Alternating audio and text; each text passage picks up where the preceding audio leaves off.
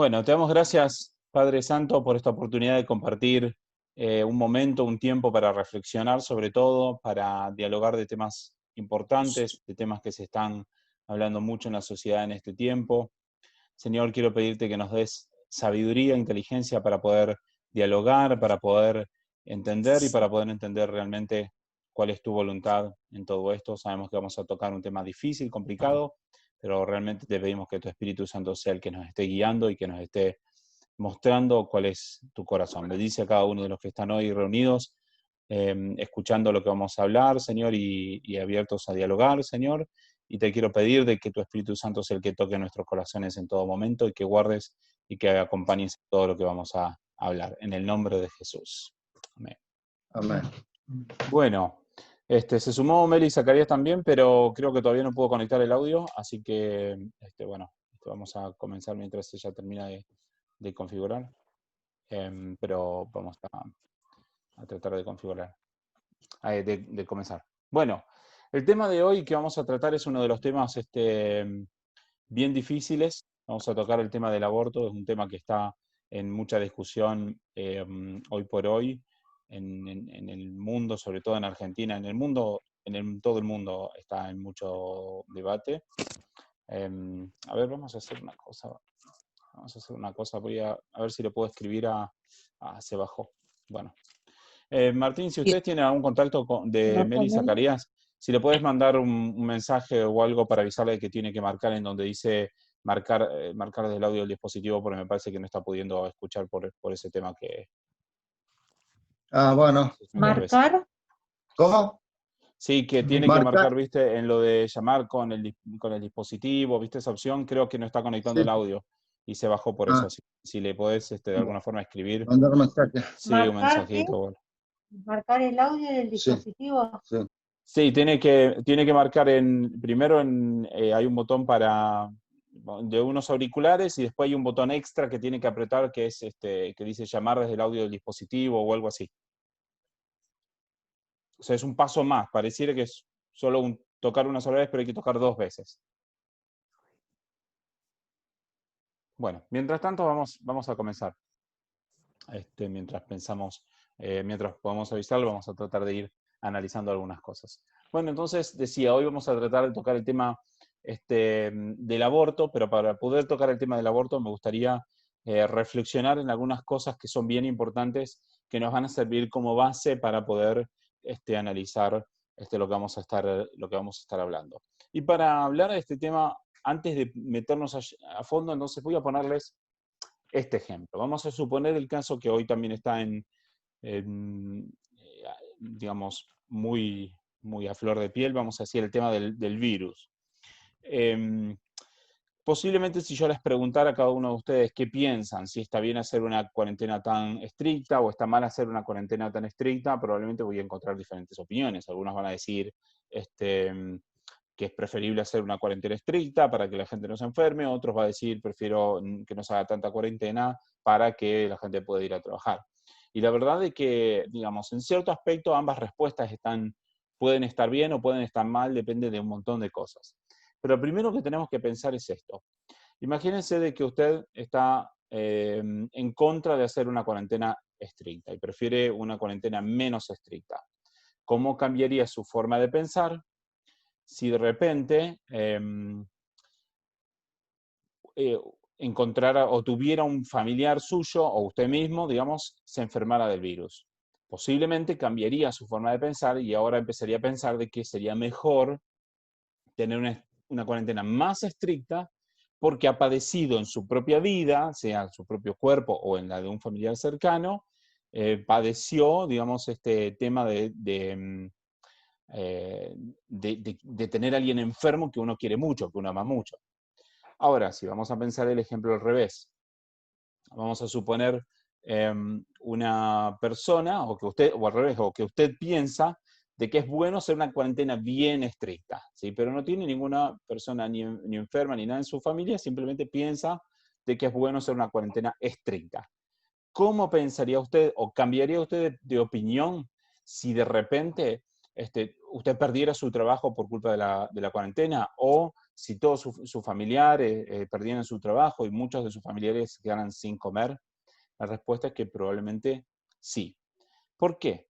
Porque hay veces que cuando uno analiza las circunstancias o las situaciones o tiene que tomar una decisión, si uno no lo está viviendo, va a tener una visión en algunos aspectos más objetiva quizás, porque no lo está viviendo, que si usted o que si la persona está en medio del problema o de la circunstancia, ¿sí?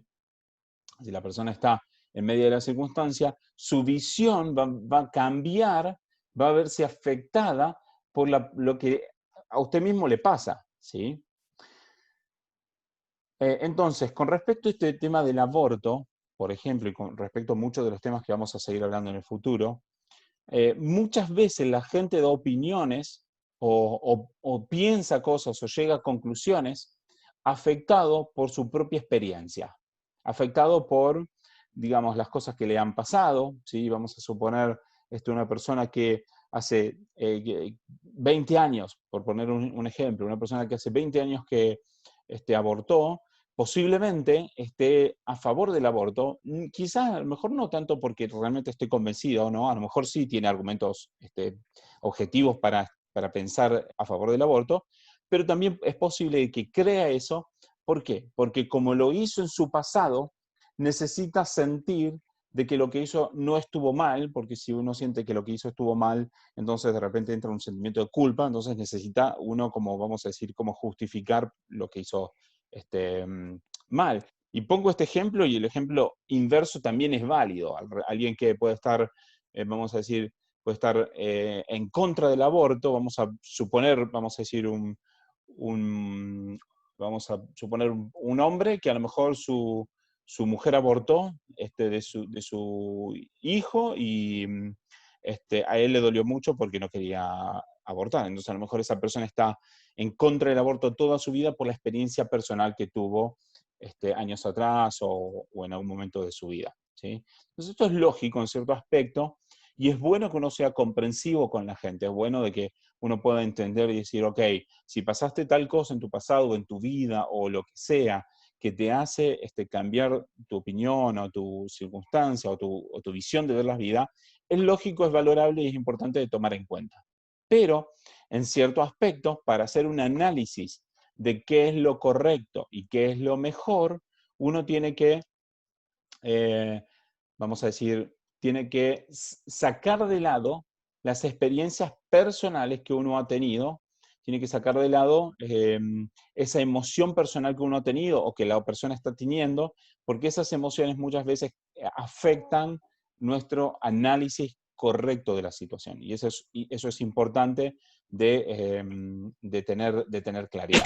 Entonces, vamos a poner un ejemplo más con respecto a este tema, o un aspecto diferente con respecto a este tema.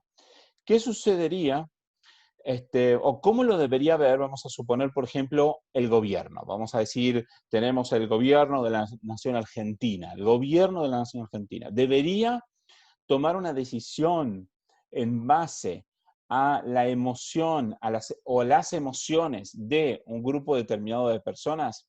La respuesta es que no. Los gobiernos no pueden tomar decisiones en base simplemente a la emoción de las personas, sino que tienen que, primero y principal, hacer un análisis lógico, razonado y un análisis bien fundado para poder tomar las decisiones correctas, ¿sí? Que sean o que apunten a la mejora de la sociedad como sociedad, para lograr una sociedad más justa, lograr una sociedad que crece o lo que sea, ¿sí?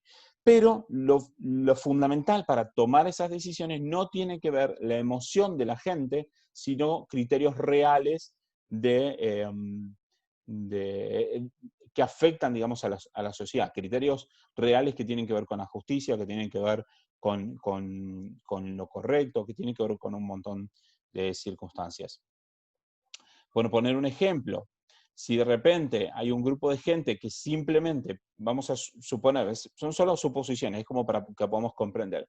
Si hay un grupo de gente que se queja porque siente que gana un bajo sueldo, ¿sí? Vamos a decir, gente que siente que va a ganar un bajo sueldo, el gobierno no puede basarse simplemente en que la gente siente que tiene un bajo sueldo, sino que tiene que hacer un análisis matemático y estadístico que tiene que comparar si los sueldos van acorde, si sus sueldos van acorde a lo que debería ser para esa profesión o lo que sea.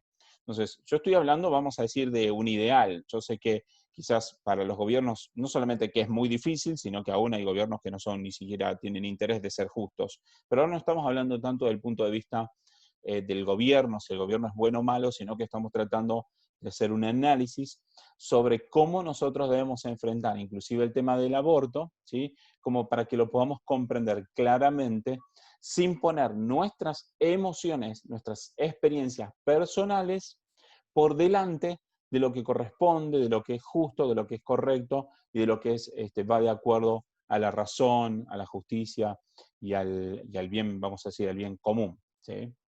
Entonces, esta introducción es importante. ¿Por qué? Porque yo no sé puntualmente las circunstancias de todas las personas que hoy pueden estar escuchando esta reunión y Juan, no solamente ahora, sino alguien si lo puede escuchar quizás en el futuro grabado. Queremos ser en cierto aspecto comprensivos que hay un montón de circunstancias que la gente vive y que no estamos tratando de atacar a ninguna persona en particular, ni estamos tratando de que nadie sienta una culpabilidad por algo, ni nada por el estilo, sino estamos tratando de hacer un análisis, por un lado lógico, y por otro lado vamos a ver un aspecto bíblico del asunto, pero también vamos a tratar de tocarlo desde el punto de vista lógico también. Entonces, teniendo esto en claro, es importante notar de que la función del gobierno, por un lado, es tratar de buscar la justicia, ¿sí? de la sociedad, y por otro lado hay otro aspecto que es también el hecho de ayudar a las personas que están en una posición más débil. Para poner un ejemplo, aquí en Estados Unidos hay mucho debate con respecto al tema del racismo, por ejemplo, en contra de las personas negras, ¿sí? Y hoy está muy mezclado con otros temas políticos que no me interesa tocar en este momento, pero cuando era aquel momento en donde los negros eran esclavizados literalmente, el gobierno debería haberse puesto a favor de los negros. ¿Por qué? Porque era la población más débil, era la población que no tenía cómo defenderse. Entonces era importante, vamos a decir, que el gobierno, que no sucedió así, hubo toda una guerra civil para poder lograr el fin de la esclavitud, ¿no? Pero la posición del gobierno en una circunstancia así es defender a la persona que está en una posición más débil que no se puede defender a sí mismo. Otro ejemplo que podemos poner es el caso de las personas discapacitadas o como se llama hoy por hoy, con capacidades diferentes, personas que a lo mejor tienen o síndrome de Down o que tienen algunas faltas de algún miembro físico, lo que sea. Es bueno y es útil que el gobierno o que los gobiernos puedan tomar acciones para defender a las personas que están en esa situación de desventaja, ¿sí? Y que, vamos a decir, no pueden competir. Vamos a decir, personas que a lo mejor tienen o son ciegas, no pueden ver.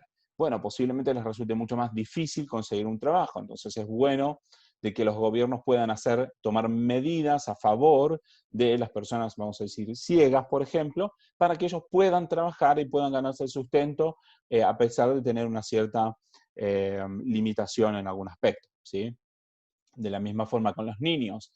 Los gobiernos tienen leyes o tienen un montón de herramientas o deberían tener para el cuidado de los niños en situaciones, vamos a decir, en que los niños puedan estar, vamos a decir, pasando malos momentos por ser simplemente la población más débil, ¿sí?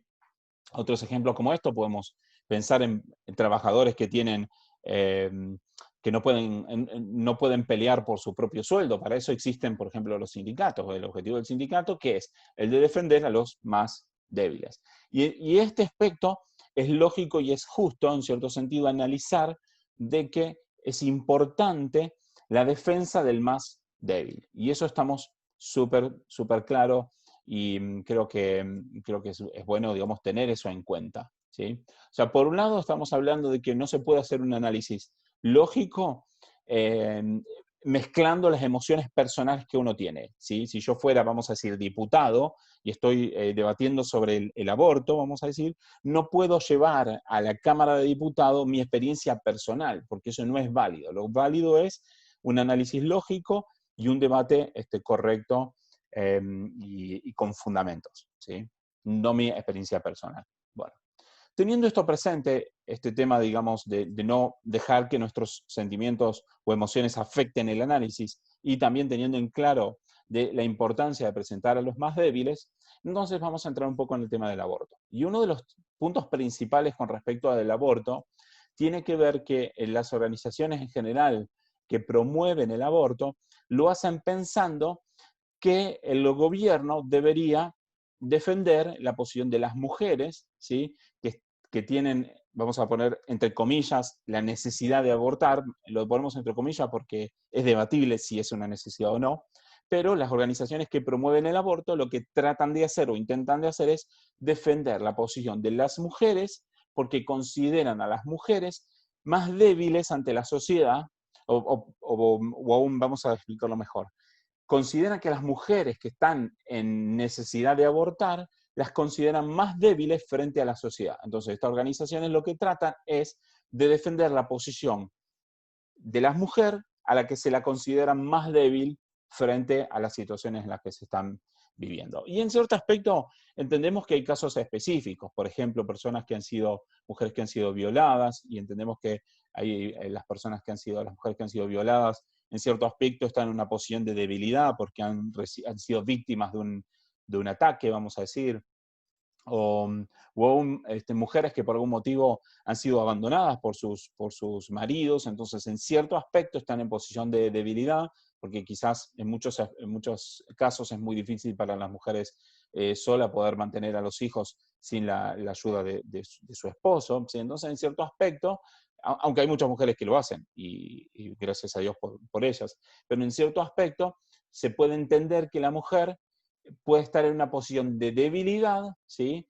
Por la cual de alguna forma están pidiendo o reclamando, vamos a decir, el aborto. Entonces, en ese aspecto somos comprensivos con la posición de debilidad de las mujeres, somos comprensivos con la situación, las situaciones que pasan las mujeres en muchos aspectos, que tampoco creo...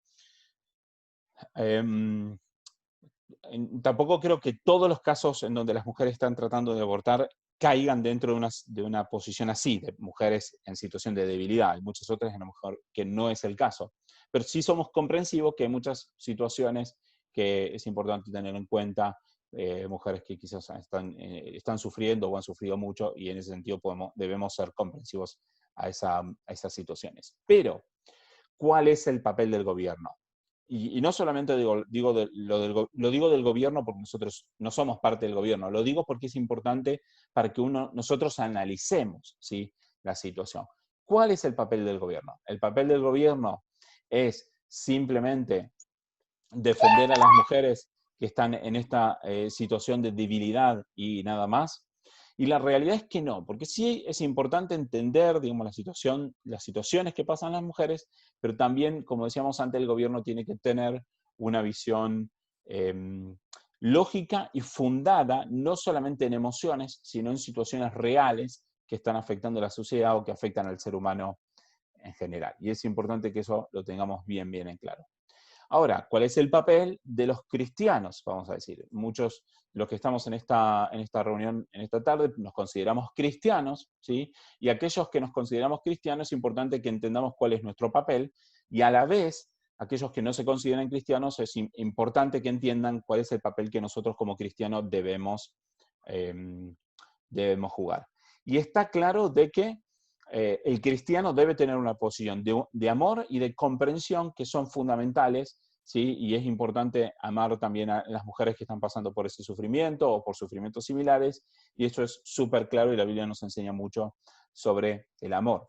Pero también la Biblia deja bien en claro la importancia de defender la justicia, la verdad y la voluntad de Dios. O sea, que el cristiano no debe simplemente basarse en el amor y la comprensión para ir en contra de lo que sea la verdad, la justicia y la voluntad de Dios. ¿sí? Son dos cosas que deberían ir juntas, muchas veces no van juntas, pero no se le puede dar prioridad al amor por sobre la voluntad de Dios. La voluntad de Dios tiene preponderancia sobre cualquier otro aspecto, porque si nosotros debemos amar a nuestro prójimo, amamos a nuestro prójimo porque es la voluntad de Dios.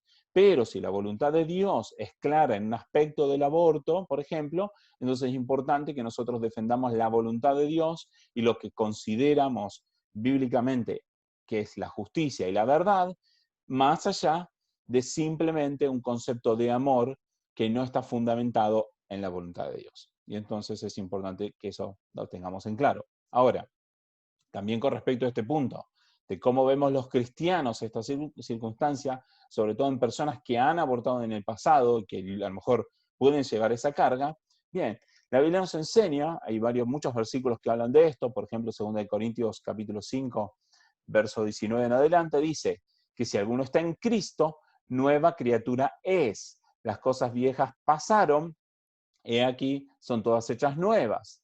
Y dice así, y todo esto procede de Dios, quien nos reconcilió consigo mismo por medio de Cristo y nos dio el ministerio de la reconciliación. A saber que Dios estaba en Cristo reconciliando el mundo consigo mismo, no tomando en cuenta a los hombres sus transgresiones, y nos ha encomendado a nosotros la palabra de la reconciliación. ¿Qué quiere decir esto?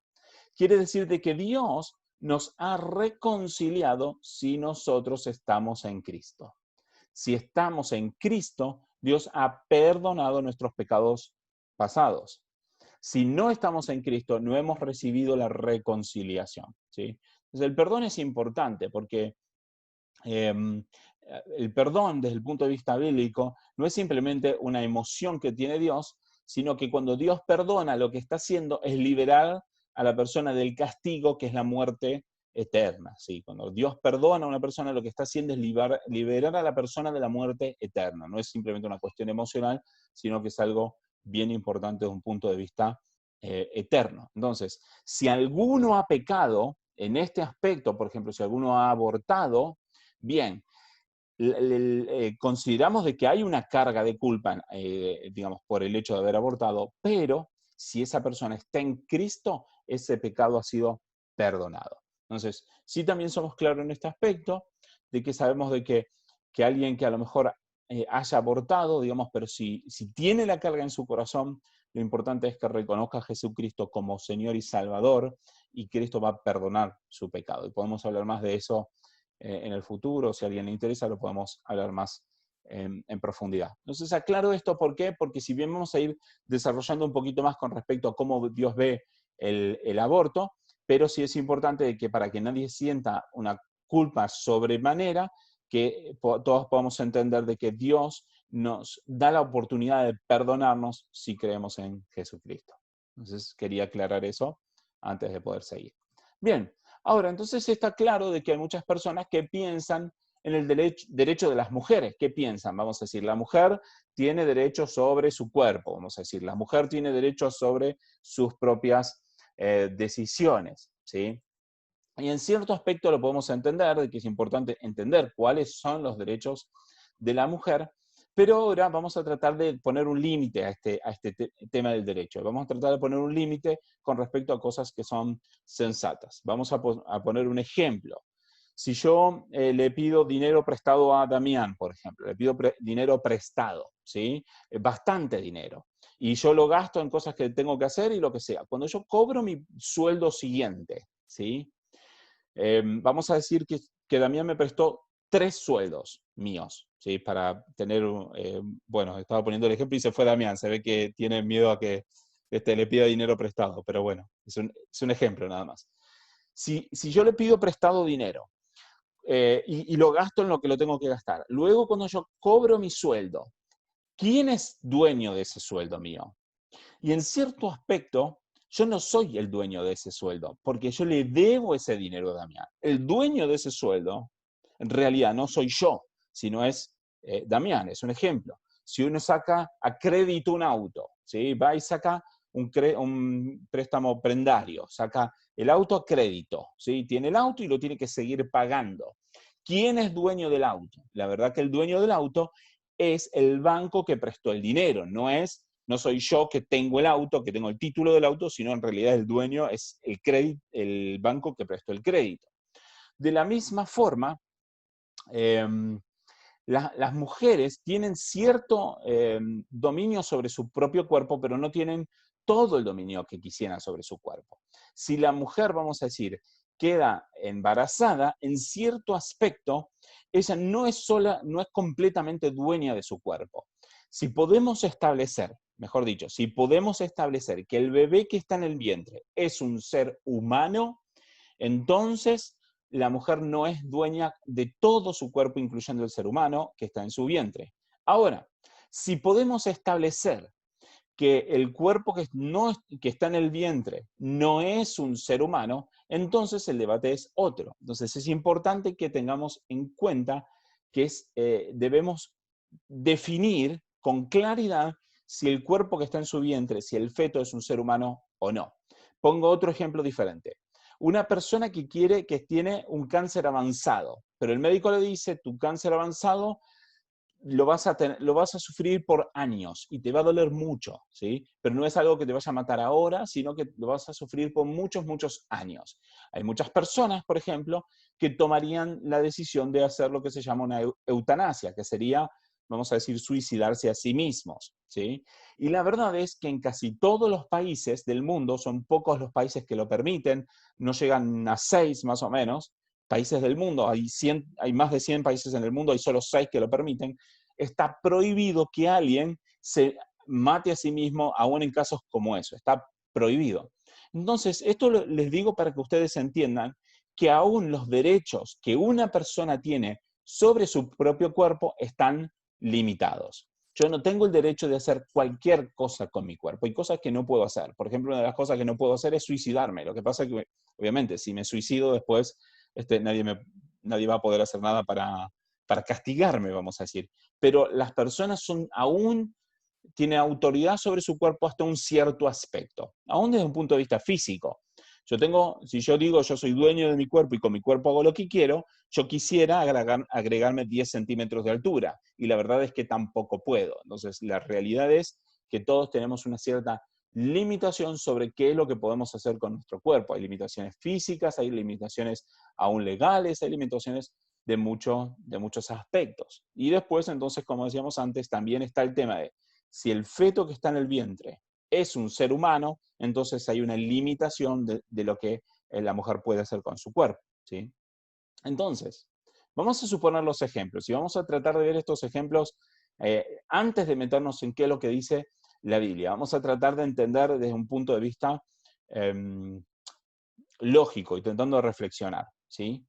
Bien, vamos a suponer, si el feto no es un ser humano, el bebé que está en el vientre no es un ser humano. Vamos a hacer esta suposición. Bueno, veo que hay una pregunta. A ver, vamos a ver, antes de avanzar, qué es lo que dice. ¿De qué manera el cristiano debe defender los principios de Dios? ¿Vale? En las marchas, hacerse de color de pañuelo, responder. Bien, vamos a tratar de responder eso un poquito más adelante, pero antes de poder llegar a responder qué es lo que el cristiano debería hacer, quiero tratar de dejar bien en claro de cuáles son los argumentos que tenemos a favor o en contra del aborto, ¿sí? ¿Cuál debería ser la postura correcta? Una cosa es tener en claro lo que yo no haría y los principios que defiendo, pero otra es cómo actúo y qué es lo que es válido. Bien, a eso es lo que vamos a tratar de responder primero, qué es lo que es válido, qué es lo que no y cómo lo consideramos. Bien, entonces, si el feto no es un ser humano, entonces mi primer pregunta para todos sería, ¿qué es si no es un ser humano? ¿Sí? Vamos a decir, en el caso de un árbol podemos pensar que hay una semilla originalmente, y podemos decir que primero es una semilla, después se transforma en un árbol, ¿sí? Pero si el feto que está en el cuerpo de una madre no es un ser humano, entonces, ¿qué es? La segunda pregunta es, ¿cómo lo podemos determinar? ¿Quién dice? ¿Quién tiene la autoridad para decir que el feto que está en el cuerpo es un ser humano o no? ¿Bajo qué criterio voy a decidir si es un ser humano o no? Bien, entonces, el otro punto que hablamos antes es, si hay algo en la panza que no es un ser humano, pero que no es específicamente la madre, porque aún sabemos que una vez que va avanzando el desarrollo del bebé, aún tiene su propio latido, tiene su propio ritmo cardíaco, tiene su propio, aún en un momento cuando se empieza a desarrollar las primeras versiones del cerebro, tiene sus propias conexiones neuronales, independientes de la madre. Entonces, si no es un ser humano, ¿qué es? Y la madre tiene derecho sobre eso que está en su vientre, que ni siquiera podemos definir qué es, y quién decide, quién lo determina, ¿sí? Entonces, y a esto vengo a algo que hablábamos la semana pasada que era súper importante. Y lo que decíamos es que la Biblia y Dios nos dan claridad y nos determinan claramente cómo debemos pensar en estos aspectos y nos determinan claramente qué es el feto y cómo lo debemos considerar. Pero si no tenemos en la Biblia, no hay en la vida ningún otro fundamento firme que pueda establecer con claridad qué es cada cosa y cuáles son los principios morales y cuáles son las cosas inmorales. No hay, eso lo vimos la semana pasada. Si alguno no lo escucha y le interesa, después puede ver el video que está grabado. Pero no hay fuera de la Biblia ningún argumento absoluto que determine cómo son las cosas. Lo que el mundo, cómo está trabajando el mundo trabaja con la idea de que todo es relativo, ¿sí? O sea, que cada uno puede verlo como lo quiera ver. Y ya explicamos esto la semana pasada, de que esto es un concepto totalmente errado y que de por sí es contradictorio consigo mismo, ¿sí? Pero entonces, si todo es relativo, entonces cada madre va a decidir qué es su feto por su propio deseo. Vamos a decir, una madre va a decir, oh, mi feto es un ser humano porque lo ve así, y otra madre va a decir, mi feto es un zapallo porque yo quiero ver qué es un zapallo. La realidad es que no puede ser así. Hay cuestiones absolutas que no dependen de la visión de cada uno.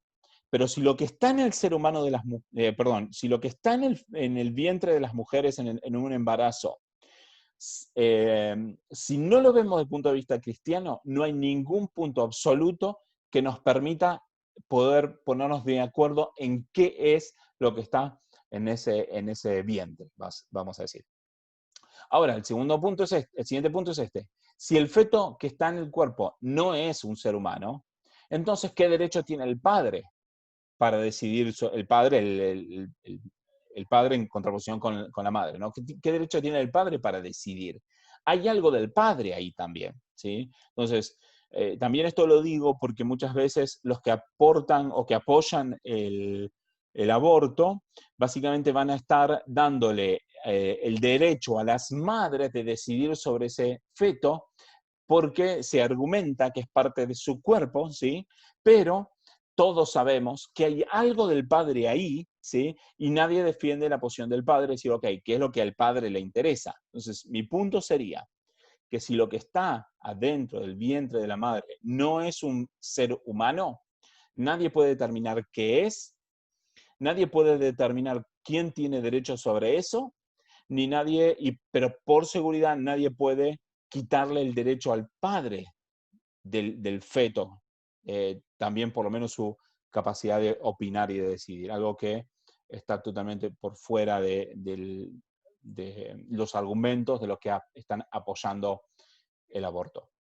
Ahora, por otro lado, si el feto sí es un ser humano, entonces mi pregunta sería, ¿quién debe considerarse el más débil? ¿Quién es el más débil? ¿Es la madre la más débil o es el bebé el más débil? La realidad es que el más débil es el bebé.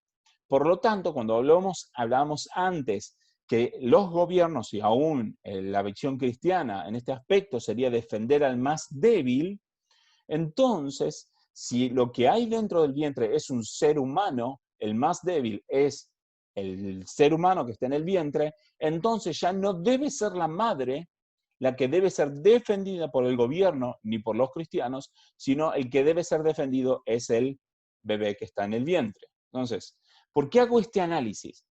Porque muchas veces la pelea, la discusión con respecto a si el aborto sí o el aborto no, se hace en base a cuestiones o debates que tienen que ver sobre las situaciones de las mujeres. ¿Sí? Las mujeres que a lo mejor abortan ilegalmente, las mujeres que han sido violadas, las mujeres que sufren, las mujeres, se hace todo ese análisis. Pero la realidad es de que para poder decidir si el aborto se puede habilitar, permitir o no se puede permitir, se debe basar única y pura y exclusivamente en la decisión, no la decisión, mejor dicho, la determinación sobre si el feto que está en el vientre es un ser humano o no es un ser humano. Todo el debate del aborto tiene que ver absolutamente con eso y no tiene nada que ver con ninguna de las otras cuestiones que ocurren en la sociedad. Porque, de nuevo, si el feto no es un ser humano, entonces nos importa cuidar a la mujer.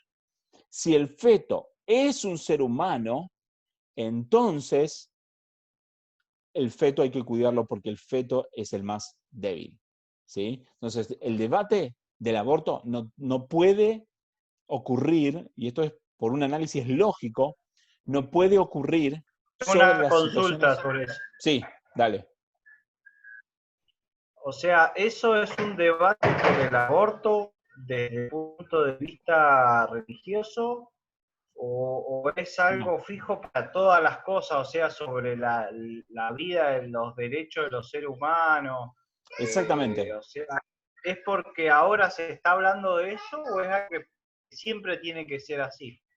El debate del aborto no es nuevo, el debate del aborto tiene miles de años, o sea, no es algo nuevo. Y definitivamente, mi punto es que para poder llegar a conclusiones sobre el aborto, aún antes de entrar en la Biblia, el único punto importante sobre el aborto es determinar si el feto que está en el vientre es un ser humano o no es un ser humano.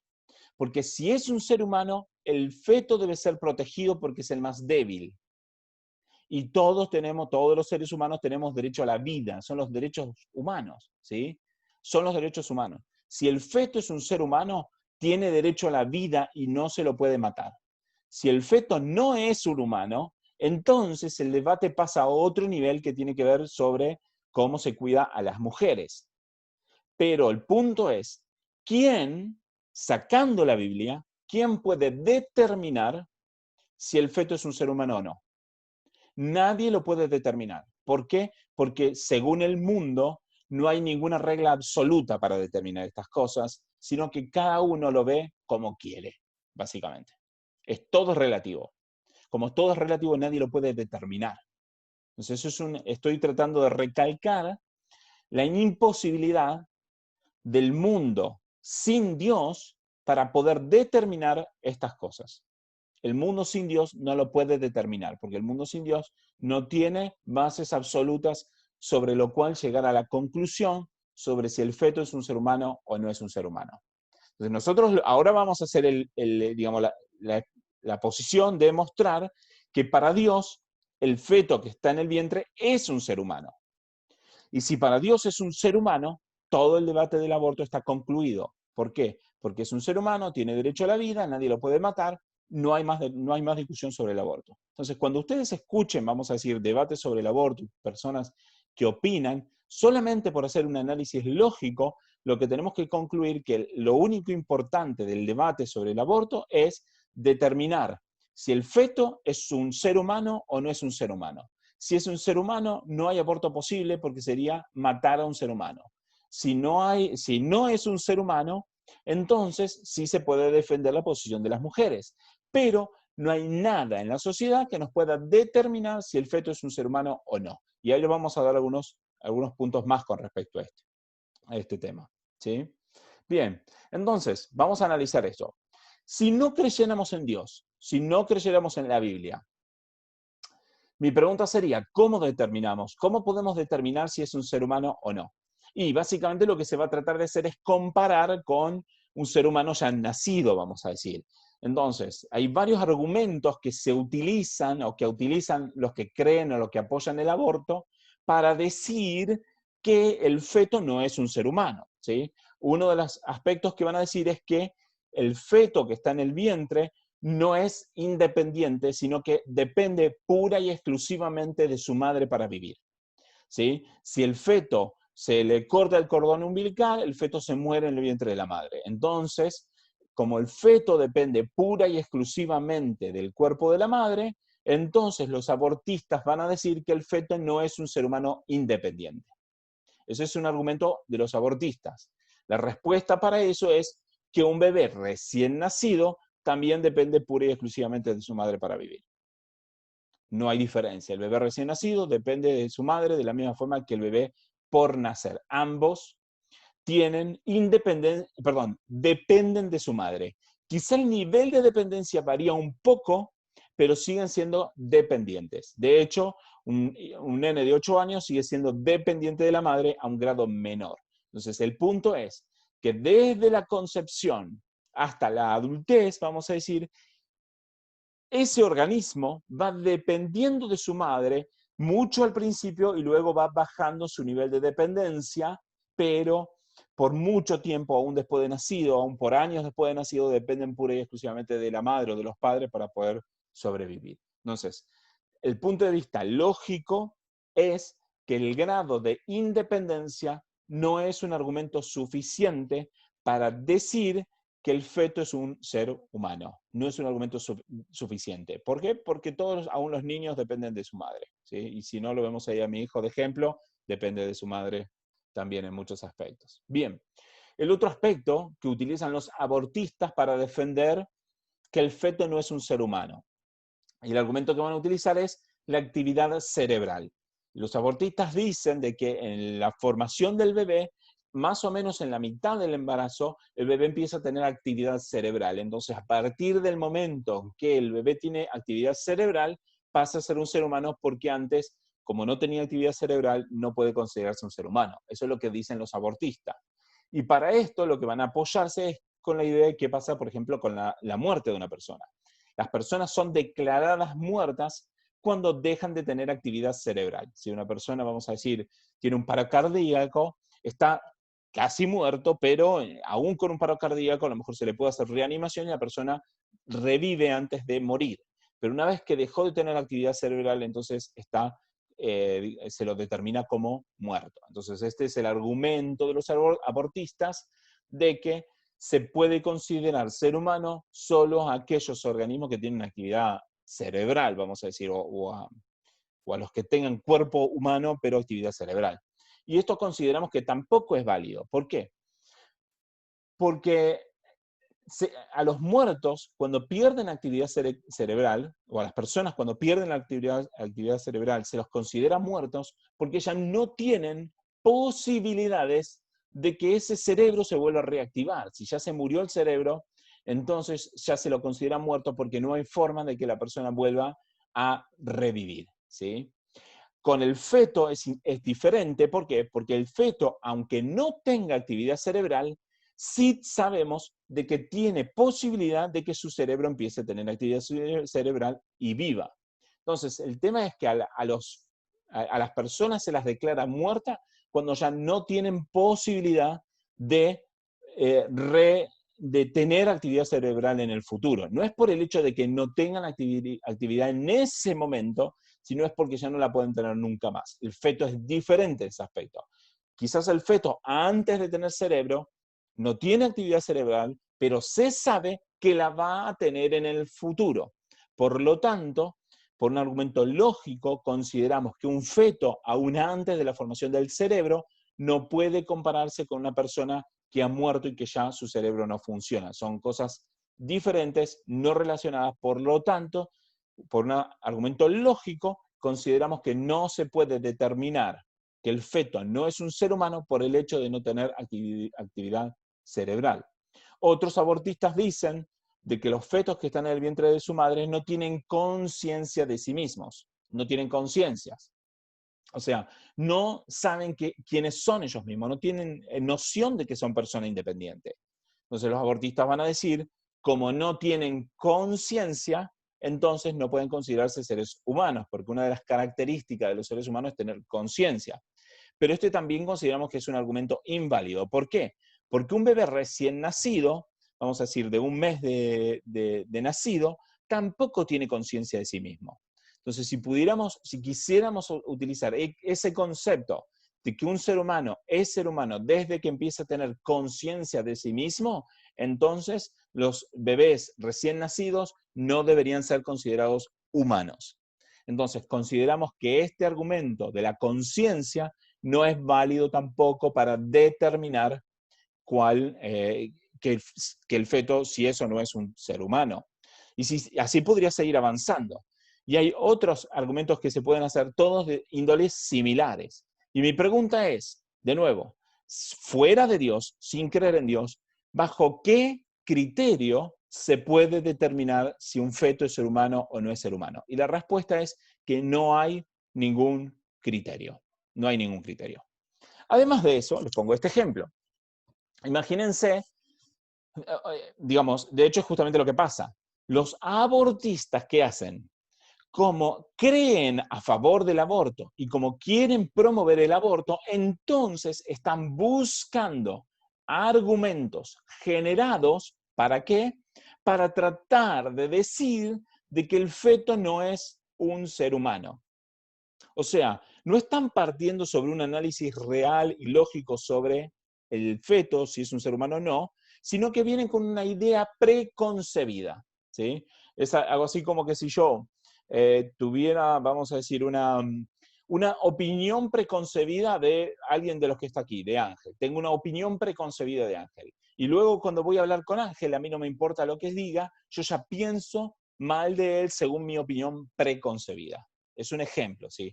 Esto es lo que pasa con los abortistas. Los abortistas vienen con una idea preconcebida de que quieren estar a favor del aborto y entonces después tratan de buscar una justificación y obviamente no encuentran ninguna justificación lógica para justificar el aborto. Todas las justificaciones que tienen fallas de este estilo. ¿Y por qué hacen este tipo de justificaciones? Porque no les queda otra. Entonces, lo correcto es hacer diferente, hacer como estamos haciendo hoy. Fíjense de que yo primero estoy haciendo un análisis lógico sobre la categoría del feto, tratando de determinar si el feto es un ser humano o no, antes de inclusive meterme en los aspectos teológicos, que es lo que dice Dios con respecto a este aspecto, ¿sí? Entonces, es importante que noten eso, ¿sí? Cuando discutan con un abortista o cuando hablen con un abortista se van a dar cuenta de eso, que los abortistas vienen con la idea preconcebida y luego buscan argumentos para tratar de defender una idea preconcebida. Y eso es un error aún desde el punto de vista de la ciencia. La ciencia consideraría ese camino un error, porque la ciencia lo que diría es hay que primero llegar a fundamentaciones claras antes de tratar de afirmar una idea preconcebida.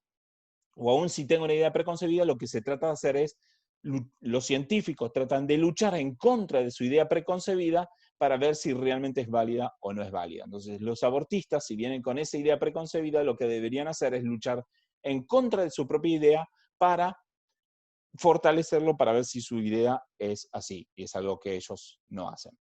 Un punto más. Luego de la concepción, entre 20 y 24 horas después de la concepción, ya el ser que hay en el vientre está compuesto por 2 células con toda la potencia de generar el ser humano completo. Son 2 células que tienen todo el ADN formado y que tienen todas las capacidades de formar el ser humano completo. Entonces podríamos decir de que luego de las 24 horas podemos confirmar científicamente de que lo que está en el vientre de la madre es un ser humano en potencia. O sea, quizás no tiene todas las características de un ser humano completo aún, pero tiene todas las posibilidades de convertirse en un ser humano completo, ¿sí? Entonces, desde estos puntos de vista, aún científicamente debemos considerar que el feto que está en el vientre, o mejor dicho, no el feto, el embrión que está en el vientre, ya debe considerarse un ser humano al menos desde 24 horas después de la concepción. Y creo de que aún se podría reforzar el concepto científicamente para confirmar de que aún desde el mismo momento de la concepción es un ser humano completo. Pero no vamos a entrar en ese punto de esas 24 horas porque ahí tendríamos que meternos ya en otro aspecto que tiene que ver con los anticonceptivos que deberíamos estudiar un poco más si nos fuéramos a meter en ese tema, pero no es el objetivo de este taller. Entonces, el punto es, no hay argumentos científicos para defender que lo que está en el vientre de la madre no es un ser humano. No hay argumentos científicos para defender esta postura. Bien, Entonces, la falta de un criterio unificado es debido a que el mundo no apoya la verdad absoluta que transmite Dios en la Biblia. Y eso es lo que vimos la semana pasada. Por lo tanto, el mundo no le queda otra que basarse en ¿qué? En la opinión de la mayoría, vamos a decir lo que es la democracia, ¿sí? Lo que opinen las mayorías, es una cuestión relativa de opinión, ¿sí? Y vamos a decir, queda supeditado a la posibilidad de aquellos que pueden influenciar mayor cantidad de gente o pueden convencer a mayor cantidad de gente, aún sin argumentos, porque termina siendo un debate de poder y un debate de democracia y no un debate de justicia. Y sabemos muy bien que no siempre lo que quiere la mayoría es lo justo. Para poner un ejemplo, aún en la Alemania nazi, lo que quería la mayoría era el dominio nazi. Entonces, es para poner un ejemplo. ¿Sí? No siempre lo que quiere la mayoría es lo correcto. Entonces, lo que estoy queriendo decir es que los seres humanos sin Dios no les queda otra que simplemente votar por la mayoría. Pero ahora, ¿qué pasa? Si no hay una seguridad, si el ser humano sin Dios no tiene la seguridad si el feto es un humano o no es humano, ¿qué debería ser si hay falta de seguridad? Si hay falta de seguridad, el ser humano debería no correr riesgos, porque si el feto es un ser humano y se aprueba el aborto, lo que se está diciendo es que se está aceptando el riesgo de matar a los niños si son niños. El riesgo de matar a seres humanos si son seres humanos. En cambio, si se decide no abortar, se está tomando la decisión más sana, que es, ante la duda, no matar al más débil. Entonces, ante la duda, el punto es ante la duda, lo correcto sería rechazar el aborto porque tiene un riesgo menor. El riesgo de rechazar el aborto va a tener que ver sobre cómo tratamos a las mujeres que están pasando necesidad, ¿sí? Y que hay otras alternativas para trabajar con ellas, pero si se aprueba el aborto, lo que se hace es aceptar el riesgo de matar a un montón de millones de niños, vamos a decir. ¿Está bien? Ahora, desde el punto de vista humano, la realidad es que ellos, al no conocer a Dios, ellos no consideran que haya nadie que los juzgue. Pero como Dios existe, Dios juzga. Y si Dios dice que lo que está en el vientre de la madre es un ser humano, entonces el aborto es considerado por Dios como un asesinato que no puede quedar impune. Si lo que está en el vientre de la madre es un asesinato, si Dios existe y el mundo aprueba el aborto, lo que el mundo está haciendo es una muerte masiva de seres humanos y serán juzgados delante de Dios. Y de nuevo, lo que decíamos al principio, yo no estoy tratando que nadie de los que están aquí presentes se sientan culpables porque consideramos que hay perdón de Dios para aquellos que buscan a Cristo de corazón, pero sí queremos asentar la base que si Dios dice que el ser humano, si Dios dice que el feto que está en el vientre es un ser humano, entonces el aborto debe ser considerado un asesinato y no hay ninguna otra opción en este aspecto. Entonces, aún en el caso de los violadores o mujeres que han sido violadas, ¿sí? Si lo que está en el ser humano si lo que está en el vientre es un ser humano, entonces la mujer que ha sido violada no debería matar a su hijo porque le hayan hecho un daño a ella. Sería más o menos lo mismo que porque alguien entra a mi casa y roba mis pertenencias, entonces yo vaya a la casa de otro y le robe las pertenencias a otro. O sea, que a mí me hayan robado, a mí no me da derecho ir a robar a otro. El mismo aspecto es, si el feto es un ser humano, entonces la mujer, no, aunque haya sido violada, no tiene derecho de hacer pagar a su hijo por el pecado del violador. El que debería recibir el castigo es el violador y no el bebé. Y eso es lo que estamos tratando de dejar bien en claro. Bien, entonces, como hablamos antes también de las emociones, si lo que está en el vientre es un ser humano, entonces el deseo de la madre de abortar no es suficiente para aceptarlo como válido. El sufrimiento de la madre para abortar no es suficiente para considerar el aborto válido. Ninguna circunstancia que pase la madre es suficiente para aceptar como válido el aborto. ¿Sí? Bien, entonces ahora, ¿qué dice Dios? Y ahí vamos a entrar en algunos versículos para poder demostrar que para Dios el feto que está en el vientre es un ser humano. Entonces, Salmo 22, del 9 al 10, dice así: porque tú me sacaste del seno materno, me hiciste confiar desde los pechos de mi madre. A ti fui entregado desde mi nacimiento, desde el vientre de mi madre tú eres mi Dios. Fíjense que aquí el salmista está diciendo de que Dios es su Dios aún desde cuando estaba dentro del vientre de su madre. ¿Sí? Desde que estaba dentro del vientre de su madre, Dios es Dios de ese feto. Entonces nos está mostrando de que ese feto es un ser humano, porque Dios no puede ser Dios de algo que no es un ser humano, básicamente. Salmo 139, de 13 al 15, dice así: porque tú formaste mis entrañas, me hiciste en el seno de mi madre. Fíjense, qué tremendo.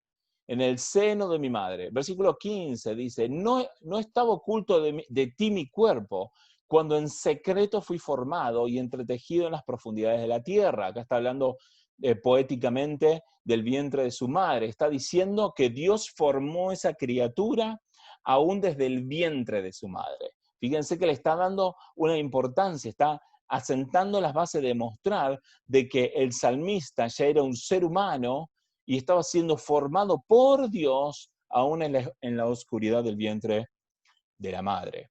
Jeremías 1.5 dice así: antes que yo te formara en el mejor dicho, aquí es Dios es hablando a Jeremías, dice: antes que yo te formara en el seno materno, te conocí, y antes que nacieras te consagré y te puse por profeta a las naciones. O sea, Dios está diciéndole al profeta de que fue consagrado por Dios aún desde antes de que naciera del vientre de su madre. Fíjense qué tremendo, ¿sí? Job 3.11 dice así: porque no morí yo al nacer, o expiré al salir del vientre, está diciendo que aún estaba en el vientre de su madre, tenía vida, y que al nacer no murió, tenía vida, ¿sí? Bien. Algunos ejemplos que nos muestran que aún en el vientre de la madre esos seres que están adentro son considerados humanos, ¿sí? Que son vistos por Dios. Y ahora vamos a leer un versículo más con respecto a cómo Dios entiende la situación de aborto. Dios no habla directamente sobre un aborto intencional porque no existía en aquellos tiempos, pero sí habla sobre abortos por accidente, vamos a decir. Y vamos a leer este versículo, fíjense. Éxodo 21-22 dice así: si algunos hombres luchan entre sí y golpean a una mujer encinta, embarazada, y ella aborta, en este sentido la palabra abortar está refiriéndose a dar luz prematuramente, o sea, nace el bebé antes de tiempo, dice. Es literalmente lo que dice esta palabra aborto en el original, no se refiere al aborto como a la muerte del niño, sino que debe considerarse como que sus hijos salen, ¿sí? Entonces dice: si algunos hombres luchan entre sí y golpean a una mujer encinta, embarazada, y ella aborta, o sea, da luz prematuramente, sin haber otro daño, ciertamente el culpable será multado según lo que el esposo de la mujer demandare de él. Vamos a decir, si el bebé nace pero no muere, si no vive, entonces el que produjo el accidente que golpeó a la mujer embarazada tendrá que pagar por un daño. Y pagará según lo que los jueces decidan. Pero si hubiere algún otro daño, entonces pondrás como castigo vida por vida, ojo por ojo, diente por diente, mano por mano, pie por pie, quemadura por quemadura, herida por herida, golpe por golpe. Entonces lo que está diciendo aquí es: si nace el bebé y el bebé muere, entonces aquel que produjo la muerte debía pagar con su vida. Esto es parte de las leyes para el pueblo de Israel. No quiere decir que nosotros debamos aplicar las leyes exactamente igual en nuestro tiempo. No, de hecho no las debemos aplicar igual a las leyes de nuestro tiempo. Pero sí es importante notar que de la perspectiva de Dios, ese bebé que está en el vientre es considerado vida y vale lo mismo que la vida del agresor. Si el bebé nace y al nacer muere, en aquel tiempo y según la ley mosaica, el agresor debía pagar con su vida a cambio de la vida del bebé que acababa de nacer muerto. Esto nos está mostrando claramente que desde la perspectiva de Dios, el bebé que está en el vientre de su madre vale lo mismo que la vida de cualquier otro ser humano. Entonces, para el cristiano, esta es la posición y es completamente determinante y no hay ningún otro debate que hacer con respecto al aborto. El bebé que está en el vientre es considerado como un ser humano para con Dios y su valor es igual que el de cualquier otro ser humano. Y por lo tanto, en base a todos los otros argumentos que estuvimos analizando, debemos considerar que el bebé no debe ser abortado porque el aborto sería un asesinato y el rol del gobierno y el rol de la sociedad debería ser proteger al más débil, que no es la madre, sino es el bebé. Bien, entonces, ahora, ¿cómo se resuelven los problemas asociados que ocurren con las madres que han sido violadas? Y bueno, hay muchos argumentos, por ejemplo, que se pueden trabajar ahí. Uno puede ser castigar a los violadores, o se pueden buscar alternativas para reducir los casos de violación, ¿sí? Vamos a decir, eso es tomar acciones previas antes de la enfermedad, ¿sí? Tomar acciones que minimicen la cantidad de personas, de mujeres violadas, por ejemplo. Son acciones que hay que tomar antes, ¿sí? Por ejemplo, promoviendo el matrimonio, promoviendo matrimonios sanos y fuertes, se reducen las necesidades del aborto, ¿sí? Por ejemplo, vamos a decir, ayudando, mejor dicho, dando posibilidades de trabajo a los varones. Muchas de las mujeres que van en busca de los abortos son o porque no tienen cómo mantener a sus hijos, o aún porque sus esposos no tienen trabajo inclusive.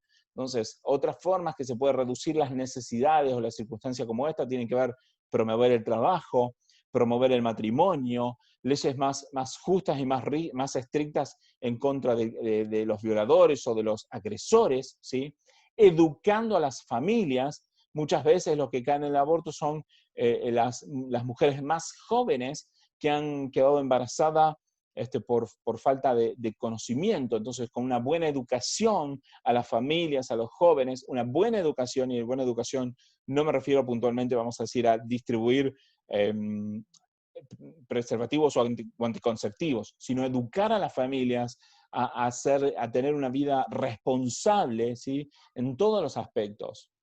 Entonces hay formas, reduciendo otras situaciones que pueden llegar a producir casos en donde el aborto pueda ser un deseo. Entonces, el punto es el aborto no resuelve el problema de la sociedad, sino que el aborto es solo un parche posterior para cubrir todo lo que no se ha resuelto antes. El rol de la sociedad debe ser generar estrategias para que no haya o reducir el caso de mujeres que tengan interés de abortar. El aborto no consideramos que ayude a la sociedad de ninguna forma, es solo un parche. El aborto es tomar acciones demasiado tarde. El aborto además produce consecuencias físicas en la mujer. Y el aborto además produce un dolor en el corazón en muchas mujeres que dura toda la vida. Entonces el aborto nunca, ni siquiera desde el punto de vista social, es deseable. Bien. Además de esto, y me voy a tomar unos minutos más para expresar un punto más que me parece súper fundamental, ¿sí? Porque, bueno, quizás me tome unos minutos más, pero sería para evitar quizás hacer toda una semana más solamente para expresar este punto. Pero la principal organización que apoya el aborto en todo el mundo es una organización que se llama Planned Parenthood, que sería algo así como paternidad planeada, ¿sí? Es una organización, se llama así, Planned Parenthood, o IPPF, ¿sí? Es una de las siglas de la organización, ¿sí? Que esta organización recibe muchísimo dinero de los gobiernos, ¿sí? Presten atención a esto, y lo digo ¿por qué? Porque las organizaciones abortistas son en general, vamos a decir, revolucionarias, como que tratan de estar en contra de todo lo que hagan los gobiernos, pero la realidad es que el aborto está siendo promovido por los gobiernos, ¿sí? Entonces, Planned Parenthood o IPPF recibe mucho dinero de los gobiernos para promover el aborto, ¿sí? Así que no es algo revolucionario tratar de apoyar el aborto, al contrario, revolucionario es negarse al aborto, ¿sí? Y esta organización, IPPF, aporta mucho dinero en cada uno de los países, especialmente en los países latinoamericanos, para promover el aborto. Esta organización fue fundada por una mujer que se llamó Margaret Sanger, que era enfermera. Esta mujer lo que hacía era apoyaba la eugenesia. ¿Qué es la eugenesia? La eugenesia es la idea de tratar de mejorar la sociedad tratando de eliminar a las personas menos valiosas para la sociedad y de darle valor a las personas más útiles. Vamos a poner ejemplo. Un caso extremo de eugenesia sería de personas que creen de que hay que directamente asesinar a todos los jubilados, vamos a decir, y dejar vivo a la gente que tiene capacidad para trabajar. Otro caso extremo de eugenesia serían las personas que creen que hay que directamente matar a todas las personas con deficiencias mentales, por ejemplo, gente con síndrome de Down y todo eso. Eso es un caso de eugenesia activo, vamos a decir, es ir a matar a personas que tengan esas condiciones.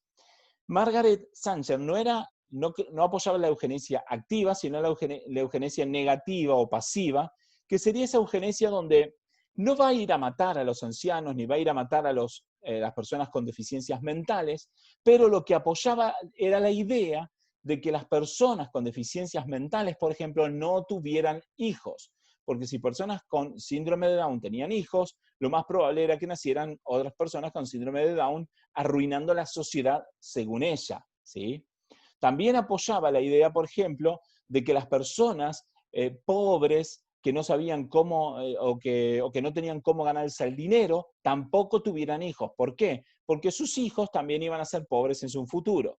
Entonces, la idea de la eugenesia negativa era no matar a nadie, pero evitar que las personas menos aptas tengan hijos y dejar que solo los más inteligentes, los más ricos, los más capacitados sean los que tengan hijos. ¿Por qué? Porque de esa forma la siguiente generación iba a ser una generación mejor, según ella. Entonces, Margaret Sanger, que tenía esta visión de la sociedad, ¿y por qué tenía esta visión de la sociedad? Porque creía en la evolución, que hablamos la semana pasada, y que por eso la posición cristiana está tan en contra de la evolución. Margaret Sanger creía en la evolución y quería ayudar a la evolución, ¿cómo? Haciendo que las personas menos aptas no tengan hijos y que las personas más aptas sí tengan hijos.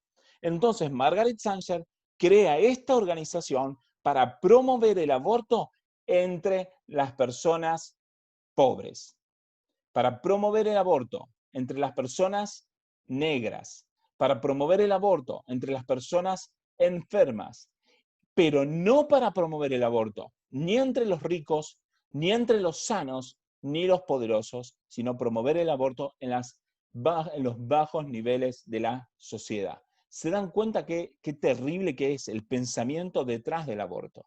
No es solamente un debate puntualmente relacionado con la fe. No es que los cristianos seamos retrógrados por estar en contra del aborto, sino que lo que hacemos es defender a las vidas porque consideramos que lo que está en el vientre de su madre son seres humanos completos, ¿sí? Aunque digamos, les falte desarrollo, pero consideramos que son seres humanos y defendemos la vida, porque además que la opción contraria a eso es una opción que es racista, una opción que es discriminatoria y una opción que directamente manipula a las partes más difíciles de la sociedad, más débiles de la sociedad, para que vayan siendo destruidas en el largo plazo. El problema es que los que apoyan el aborto no lo saben ni lo entienden. Y fíjense que no solamente es un argumento teológico, es un argumento social y lógico y racional, ¿sí? Seguimos el caso. Número 1, si no creemos en Dios, no hay nadie que pueda decir a ciencia cierta que lo que está en el vientre de la madre no es un bebé. No hay nadie que lo pueda asegurar, nadie. ante la duda no deberíamos matar a seres humanos, a potenciales seres humanos, no deberíamos matarlos. Aún la posición del aborto está apoyada por organizaciones que creen en la evolución, que apoyan la discriminación, ¿sí? Que parecen salidas del concepto nazi. ¿Cuál era el concepto nazi? El concepto nazi era de que los alemanes rubios y altos y fuertes eran personas, seres humanos de mayor calidad que, por ejemplo, los judíos y que otras áreas de la sociedad que consideraban de menor calidad. Entonces, ¿qué hacían los nazis? Hacían eugenesia activa, eugenesia que asesinaba a los que consideraban inferiores. ¿Qué es lo que hace Planned Parenthood? Asesina, mejor dicho, asesina bebés, vamos a decir, pero apoya esta idea de hacer la eugenesia negativa, que si bien no mata activamente a las personas, o sea, sí, mata a los bebés, pero va haciendo de que las áreas más bajas de la sociedad vayan quedando retrasadas, ¿sí? Ese es el punto fundamental. Por ejemplo, Margaret Sanger no mataría a un discapacitado mental, pero evitaría que tuviera hijos, por ejemplo. No mataría a personas que tienen cáncer o alta propensidad al cáncer, trataría de que no tengan hijos, trataría de que aborten. No mataría a los pobres, pero trataría que los pobres no tengan hijos. Por eso es que esta organización, Planned Parenthood y PPF, está fundamentalmente apoyando el aborto dentro de los barrios negros y latinos de Estados Unidos y no dentro de los barrios blancos, de gente blanca, y apoya el aborto en lugares como Latinoamérica y África e India, y no en los países más europeos y todo lo demás. Entonces es importante tenerlo en cuenta. De hecho, las organizaciones que promueven el aborto hoy por hoy reciben dinero de esta organización IPPF. Y aún hay muchos que apoyan el aborto sin saber el trasfondo, sin embargo, aportan igual. Bien. Además de eso, entonces, entendemos esto, de que tienen un enfoque eugenésico, ¿sí? Tienen un enfoque de manipular a las personas de baja cultura para que aborten y para que promuevan el aborto dentro de las personas de baja cultura, ¿sí? Y una de las cosas que hacen es cauterizar la conciencia, bloquear la conciencia, que es lo que intentan de que la persona que aborta o que está por abortar no tenga culpa por eso. Entonces, si no tiene culpa, va a abortar tranquilo. Lo que hace es hacer de que los hace inmune a la culpa del pecado. Y la realidad que tener un cierto aspecto de culpa del pecado es bueno. ¿Por qué? Porque nos limita para no hacer cosas que están mal. Si yo pienso que abortar no está mal, voy a abortar. Pero si me doy cuenta que abortar está mal, entonces voy a tratar de no hacerlo. Entonces lo que tratan de hacer estas organizaciones es hacerle creer a la gente que abortar no está mal para que no sientan culpa y por lo tanto aborten. Eso en la terminología bíblica es decir de que están cauterizando la conciencia, están eliminando la capacidad del ser humano de tener conciencia de lo que está mal. Un dato más de esta organización: se ha descubierto de que esta organización trafica los órganos de los bebés. ¿Sí? Fíjense qué importante. Obviamente esto no está transparentado, pero hay casos, juicios en donde aún hay escuchas telefónicas que se han hecho en donde se demostró de que esta organización lo que hace es promover el tráfico de órganos de bebé. Perdón, si no lo dije bien claro antes. Promover el tráfico de órganos. Entonces, otro motivo por el cual deberíamos estar en contra del aborto. Bien, para cerrar una cuestión más desde el punto de vista de la ley, con esto ya termino, son 3 minutos más. Aún en Argentina y en muchos países se está tratando de poner una ley a favor del aborto. Pero, ¿qué es lo que pasa? Ustedes saben de que los países tienen primero una constitución nacional y luego las leyes. Y lo que tiene mayor poder siempre es la Constitución Nacional. Lo que la Constitución Nacional determina no puede ser contradicha por una ley. No puede. La ley no puede tener más fuerza que la Constitución Nacional. La Constitución Nacional acepta y acuerda lo que son llamados los acuerdos, los tratados internacionales, que son acuerdos entre diferentes países que se hacen que tienen valor constitucional. O sea que la Constitución argentina, el país Argentina, tiene su Constitución Nacional, al mismo nivel, de misma importancia, están los acuerdos internacionales que ahí están incluyendo, por ejemplo, los derechos del niño, los derechos humanos y todos los demás, acuerdos internacionales. Que todos esos acuerdos tienen mayor poder que las leyes. Hay varios acuerdos, uno en puntual, el que se llama el Sistema Interamericano de Derechos Humanos, que dice expresamente dice así: toda persona tiene derecho a que se respete su vida. Este derecho está protegido por la ley y en general a partir del momento de la concepción nadie puede ser privado por la vida arbitrariamente.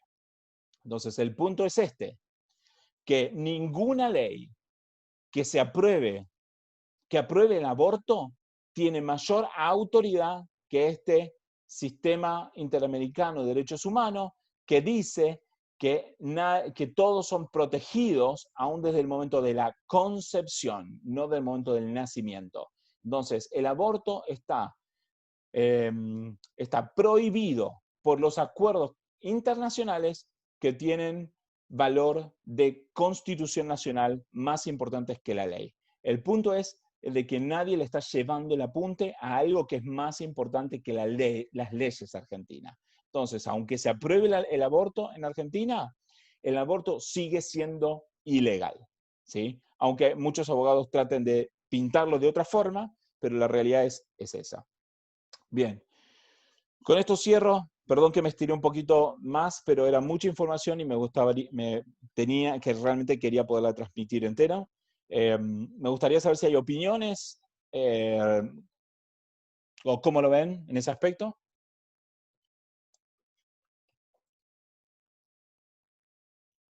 Si no, bueno, voy a responder la pregunta de Nadia con respecto a de qué manera el cristiano debe defender los principios de Dios. ¿Valen las marchas hacerse un color de un pañuelo? Bueno, la realidad es, digamos, que con respecto a los colores de los pañuelos es una forma de expresar públicamente su opinión y a mí eso me parece excelente. Está bueno de que uno pueda expresar públicamente su opinión.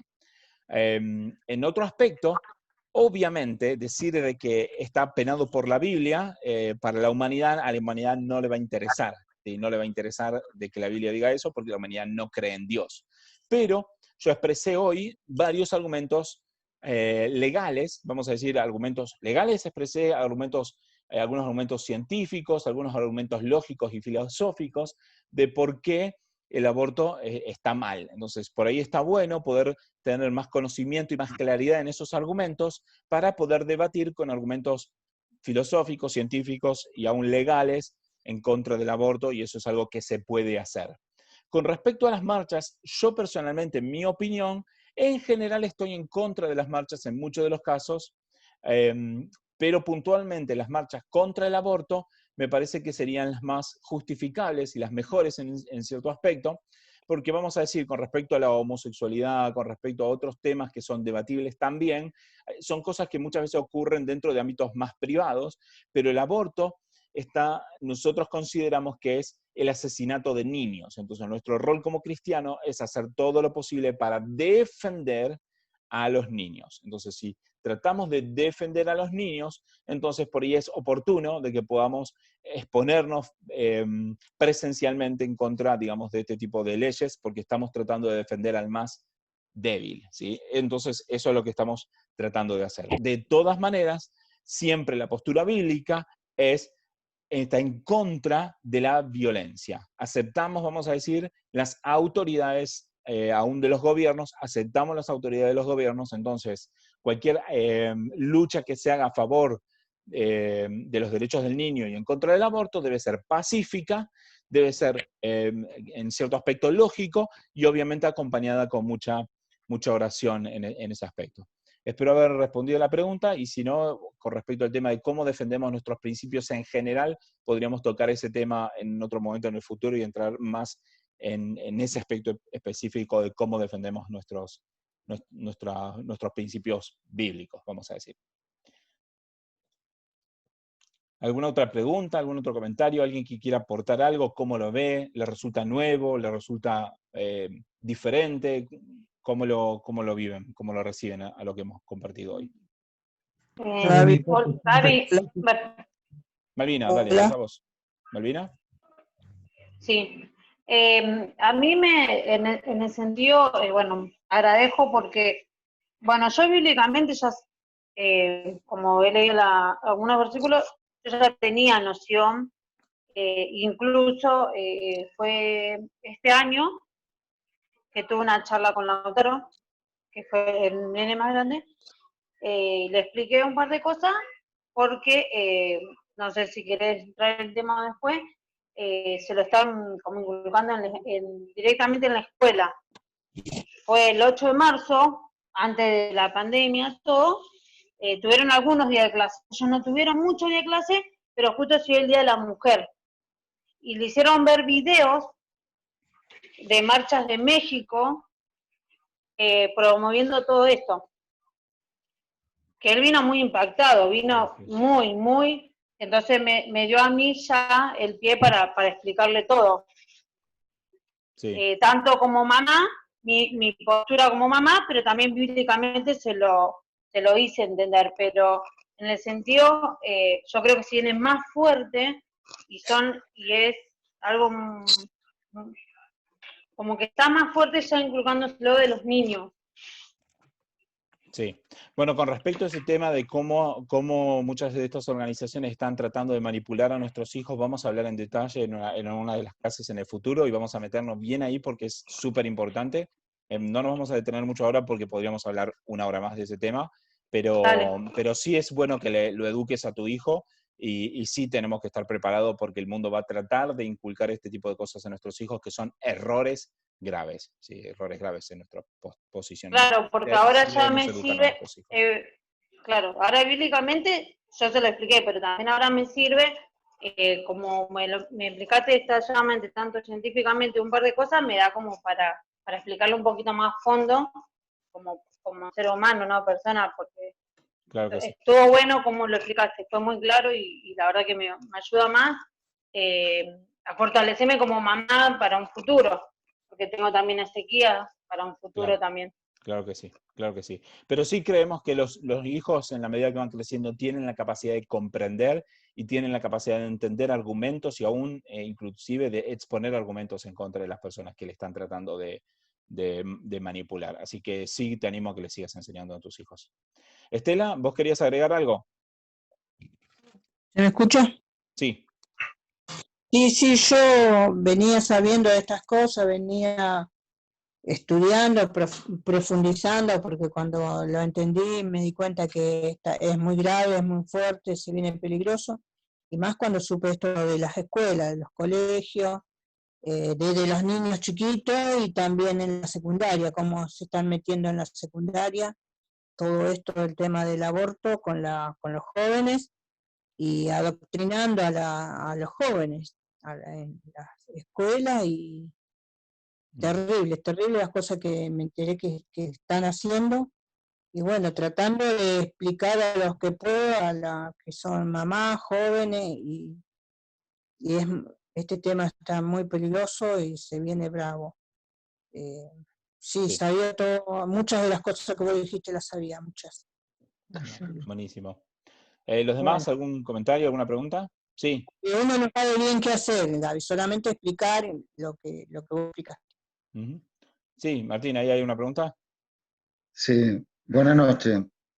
Yo lo que, si me lo podés explicar otra vez con breves palabras, eso como es de todo es relativo, de dónde viene esa palabra, todo es relativo, porque todo es relativo deja como que nada es seguro, todo es relativo. Entonces, si me pudiera explicar de dónde viene esa palabra. Sí, en realidad se fue formando, digamos, con el tiempo. Yo creo que en parte hay ciertas confusiones en la gente que lo recibió porque, por ejemplo, no sé, Einstein hablaba de la teoría de la relatividad, ¿sí? Entonces, como que se popularizó esa palabra, decir todo es relativo. Pero en realidad, lo que hay de fondo es que a nadie le gusta que le digan qué es lo bueno y qué es lo malo y cada uno quiere hacer lo que quiere. Como cada uno quiere hacer lo que quiere, entonces es lindo y cómodo decir todo es relativo, yo puedo pensar lo que a mí me parece, ¿sí?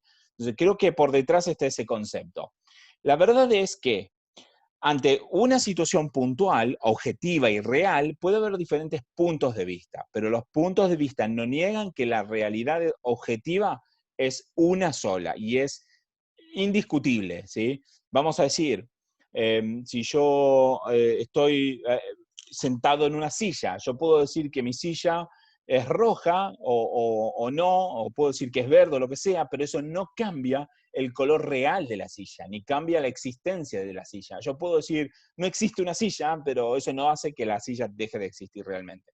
Entonces, este concepto de que todo es relativo está impulsado por una idea en que cada uno puede tener su propia opinión y sacar sus propias conclusiones y llegar, digamos, a su propia visión del mundo, y que no importa la existencia real y absoluta de las cosas. Y eso es mentira. Todo, digamos, hay una existencia real, hay cosas que son absolutas, que no son relativas a nada. Dios, por ejemplo, es absoluto. ¿Sí? Dios, por ejemplo, es absoluto, y hay verdades morales absolutas que no dependen de nuestra opinión. Las opiniones son válidas, son importantes, es importante escucharlo, pero el mundo lo que quiere negar es que haya verdades absolutas. Entonces, ¿qué es lo que van a decir? Van a decir, por ejemplo, antes el mundo estaba en contra del aborto, ahora estamos a favor y está bien. Eso es lo que va a decir el mundo. ¿Por qué? Porque quiere decir de que es relativo a las épocas, relativo a los tiempos. Antes se opinaba una cosa, ahora se opina otra y está todo bien igual. Y la realidad es que no es así. El aborto estuvo mal siempre y sigue estando mal ahora, por más de que el mundo quiera acomodarlo a su propia opinión. Así que esa es la idea. La idea de que todo es relativo es tratar de acomodar la realidad a lo que cada uno desea que sea, y eso realmente no funciona así. ¿Responde la pregunta? Perfecto, sí. Excelente. Martina. Sí.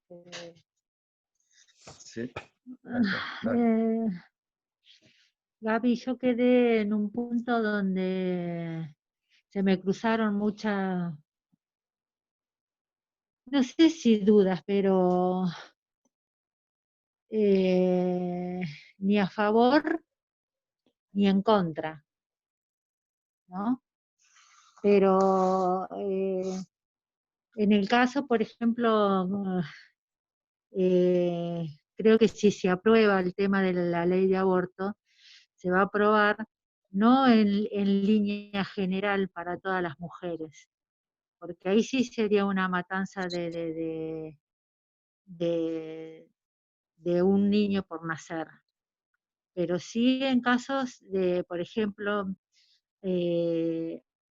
abortivo de una niña discapacitada que ha sido violada. A ver, si el niño nace, qué tipo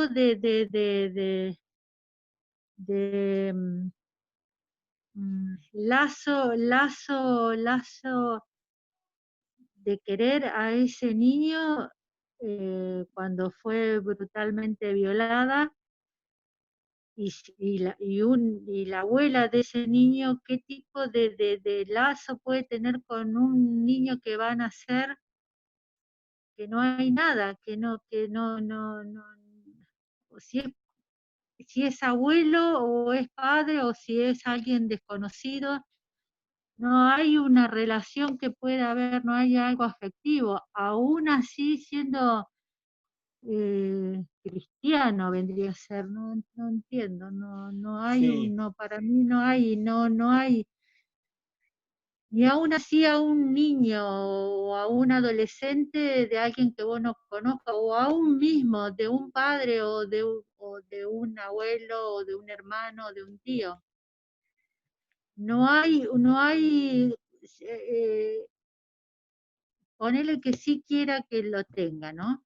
Pero ¿qué lazo hay sabiendo de la manera que se engendró? Puede haber, estando en Dios, puede haber un amor mucho más Sí. que Ya lo te lo... una, digamos, Sí. no perdonando al agresor, pero sí decir, bueno, tengo a este niño y lo vamos a querer, pero cada vez que esa madre ve a ese niño, no le va a hacer recordar nada, nada. Sí, mira, te lo voy a responder. O sea, creo, obviamente entiendo de que el mundo sin Dios le resulta muy difícil porque al no conocer el amor de Dios, el mundo no Sí. puede comprender cómo se puede amar a una criatura así. Pero el cristiano puede comprender el amor que Dios ha tenido con nosotros y por lo tanto puede amar a ese bebé de todas maneras. Si me das un segundo, te voy a buscar un versículo y te voy a mostrar lo que quiero decir.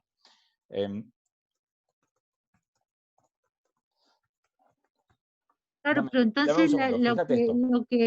lo que el gobierno, la ley que supuestamente no es para línea general, no es que cualquier médico puede hacer un aborto.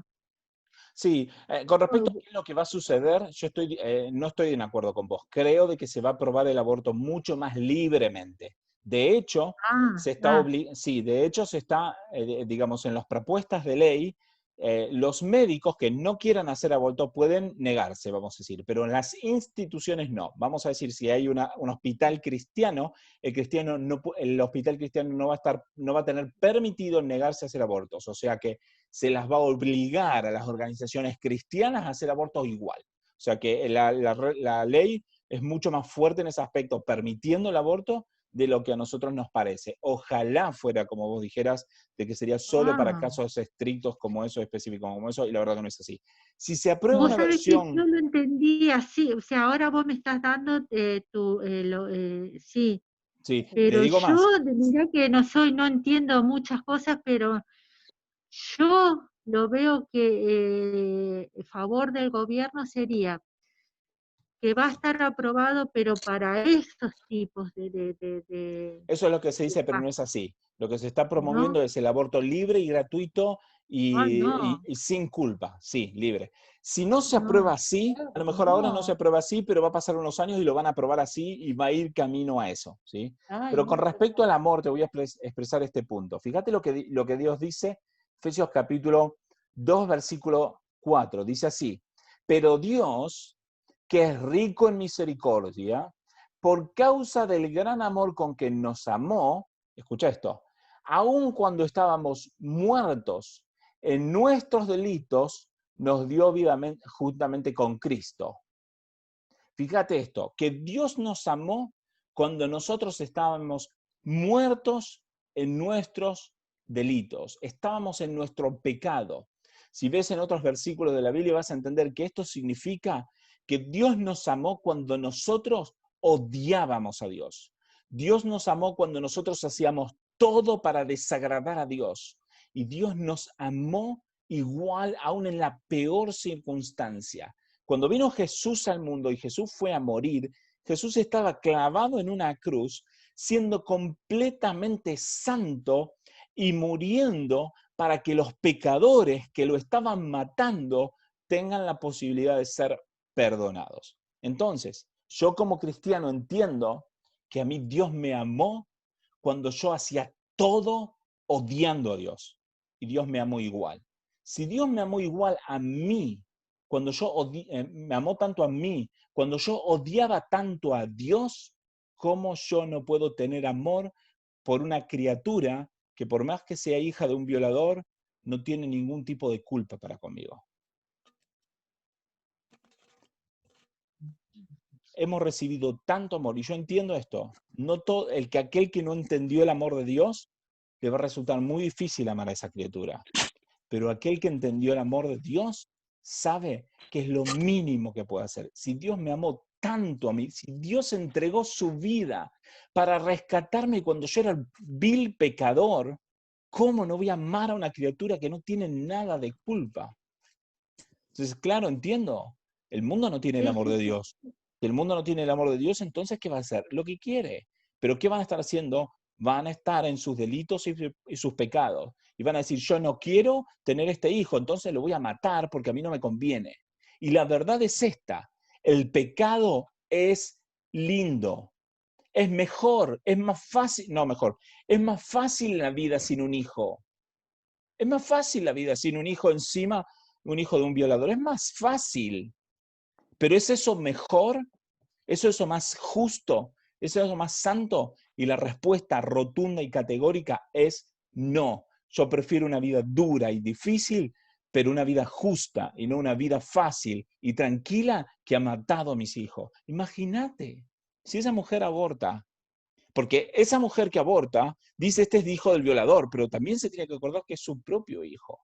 Dentro de unos años, si reflexiona y piensa, sí, era mi hijo, ¿qué va a sentir esa mujer? Porque va a decir, era mi hijo y yo lo maté.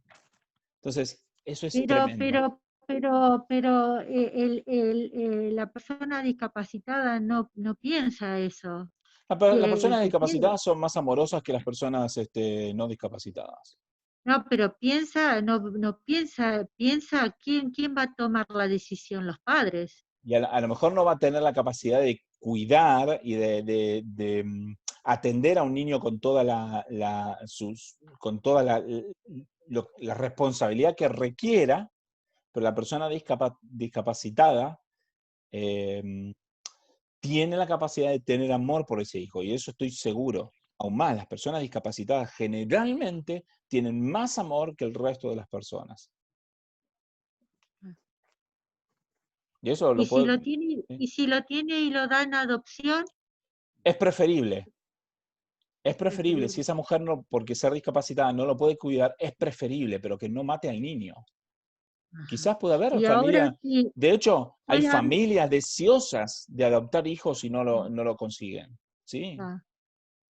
y vos decís que se puede armar un gran conflicto ahora si se aprueba esta ley de No, aborto del gobierno y que intervenga la iglesia de alguna manera. no, yo ¿Será no creo que vaya a positivo o haber negativo? mucho conflicto en ese aspecto. Se va a aprobar el aborto, las iglesias van a terminar aceptándolo porque la Biblia nos muestra claramente que el mundo va de mal en peor.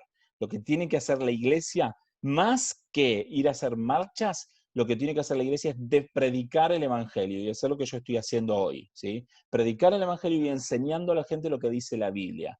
Porque si hay alguna oportunidad de que esto se revierta, es cuando la gente cree en Dios y entienda lo que Dios dice. Entonces, sí, la iglesia puede salir a hacer defensas y marchas, pero fundamentalmente lo que la iglesia debe hacer es predicar el evangelio y predicar la moral de Dios como lo estoy haciendo yo. Eso es lo que tiene que hacer la iglesia.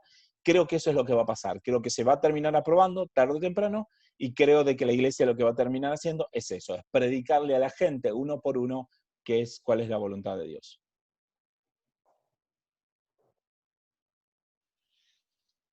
Muy bien. Sí. Bueno, se nos hizo un poquito largo, pero me parece súper interesante. La semana que viene vamos a tratar de hacer una clase un poco más corta, y así que si alguno tiene dudas, si se quedó con dudas y pensamientos con respecto a esto, me gustaría que los puedan traer, que se lo anote y que podamos hacer unos minutitos, tomar unos minutos para responder si hay algunas dudas de este aspecto. Pero bueno, seguimos en estos temas y bueno, vamos a hablar mucho.